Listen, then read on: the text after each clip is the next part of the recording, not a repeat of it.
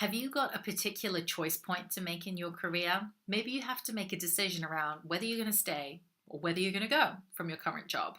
Or maybe you have another choice to make around a personal situation, a significant other, or your health.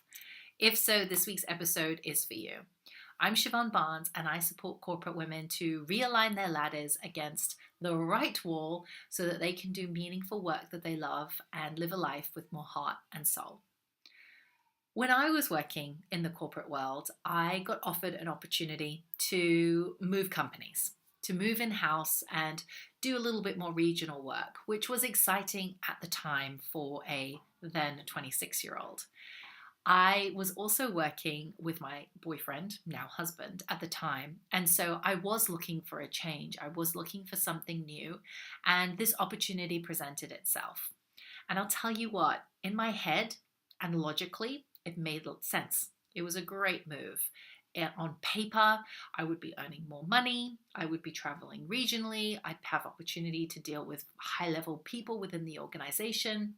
It's for a very reputable company at an investment bank, and it would have been a great learning opportunity for me to really step up into this leadership role. And whilst it made sense in my head, in my heart and in my body, there were hesitations, there were reservations that just didn't quite feel right. And I ignored them. I just pushed them down.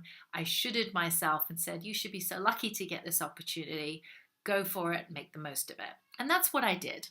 And unfortunately, it was a short-lived experience. I only lasted 18 months. And whilst the job and the company was awesome, it just wasn't the right fit for me. And what I learned from that experience was the power of the inner knowing of your body, your intuition, because it's always going to guide you and tell you what direction you're supposed to be going in. The sad truth is we live in a society that prioritizes the rational, the practical, what we should be doing, as opposed to honoring the heart and the feelings and the intuition. And so if you're going through a choice point in your life right now, I'd love for you to consider, where do you sit on that scale of priority when it comes to making a decision? Are you logical? Do you make the pros and cons list and really approach things from a linear perspective? Or are you counterintuitively on the other side, somebody who trusts their intuition, listens to their body, feels into things? Where do you sit? Neither is right or wrong. Everybody has a natural preference. Today, I just really want to encourage you to see how you can bring a bit of both to your decision-making process. And for most of us, I'm guessing, if you're anything like me, we'll sit more on that spectrum of head first, practical, linear, and then heart second. And sometimes we choose to squash this down. And so I'm a big believer that actually we got to honor the heart and the intuition and the body first before getting the head on board and thinking strategically about what the next steps are. Because ultimately, at the end of the day, we're chasing a feeling.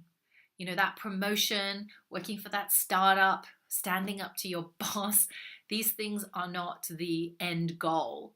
They're going to make you feel a certain thing, and that's ultimately what you want, right? If you get that promotion, you might feel really proud, you might feel accomplished, you might feel respected. If you work for that startup, you might find a sense of freedom or innovation or being a part of something. If you stand up to your boss, you might feel strong or powerful. Ultimately, it's the feelings that we're looking for. And where do we feel the feelings? In the body. And this is something that's really important to be explored as you go about your decision making.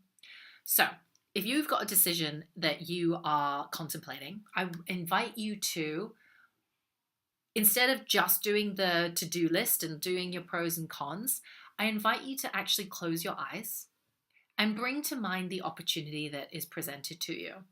You can see the two options that are there, and I invite you to feel into what your body's response is to the two.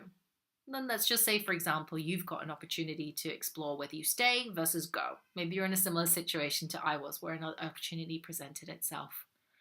As you feel each of the opportunities in front of you, notice or sense what you feel in your body. And do you get a sense for what is right and what is wrong? Have a play with it and let me know. Because when you're able to start to discern the the sensations in your body and increase your sensitivity, that's when you're able to get the answers to your biggest questions and actually allow your body to take the lead. And when you can let the body lead, then you can get the rational mind on board second. As Albert Einstein said, you can't solve a problem at the same level of consciousness that created it, so you might as well try and change your consciousness by feeling in the body first. I hope this was helpful this week, and I would love to hear from you in the comments below. Where do you sit on that spectrum when it comes to decision making? Heart first, head second, or head first, heart second? Leave a comment, and if you want to share your challenge, leave it in the comments below. I would love to support you there. Remember, there's no one in the world who can do what you do the way you do it, so keep going after your soul-aligned goals. Sending so much love.